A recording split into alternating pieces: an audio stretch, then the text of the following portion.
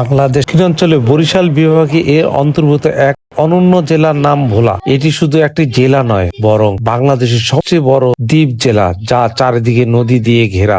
মেঘনা নদী ও তেঁতুলিয়া নদীর মাঝে অবস্থিত এই জেলার প্রকৃতি প্রেমীদের জন্য এক স্বপ্নের জায়গা।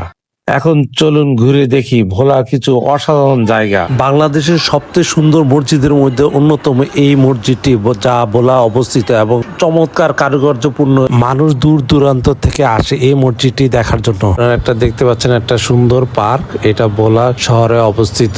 এই পার্কে দূর দূরান্ত থেকে অনেক লোক আসে ঘোরার জন্য এবং এই পার্কের মাঝখানে দুইটা বকের মূর্তি আছে।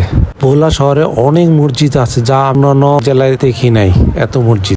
আপনারা দেখতে পাচ্ছেন ভোলা স্টেডিয়ামটি কতটা সুন্দর, কতটা চমৎকার, যেখানে আধুনিকতার ছোঁয়া পাওয়া যায়। এই স্টেডিয়ামে দেখা যাচ্ছে এখানে অনেক কারুকার্যপূর্ণ এবং চমৎকার একটি স্টেডিয়াম, যা বলতে হয়। মানুষের খেলাধুলার জন্য ভোলা একটি অনন্য স্টেডিয়াম যেটা তৈরি করা হয়েছে এই ভোলা শহরে। আপনারা দেখতে পাচ্ছেন আরো একটি স্ট্রাকচার, যেটা ভোলা শহরে অবস্থিত। দেখতে পাচ্ছেন সুন্দর একটি পৃথিবী আঁকানো।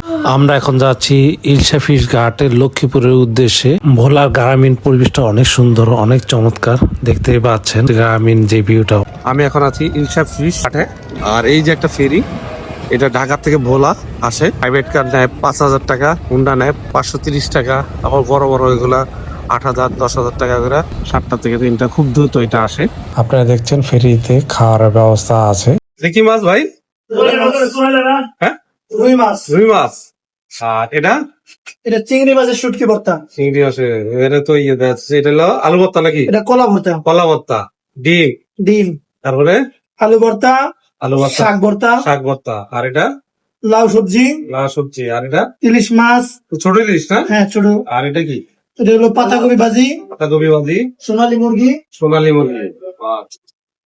আর এটা হ্যাঁ, ওইটা আপনি আর সাথে চা পাওয়া যায় এখানে, দেখতে পাচ্ছেন চা পাওয়া যায়। এই যে ভাজি করছি অল্প একটু জায়গার মধ্যে। আমার এখানে বেসিন, এই যে ইয়ে আছে খাওয়া বসার জায়গা। আর এইখানে আছে এই যে বিস্কুট, দেখা যাচ্ছে, চানাচুর আছে, চয়েস ফার্স্ট, তার পটেটো কেকার্স আছে, আলু আছে, পানি আছে এখানে মোটামুটি। আবার সিগারেট থেকে করে টিস্যু আছে, সবই পাওয়া যায় এই ফেরিতে। আর এই যে এখানে বসে মানুষ এখানে লাঞ্চ করে।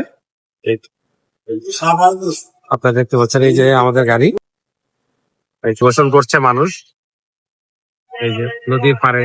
সত্যি অপূর্ব, এই যে জেলেরা তাদের জাল বুনাচ্ছে, জাল মেরামত।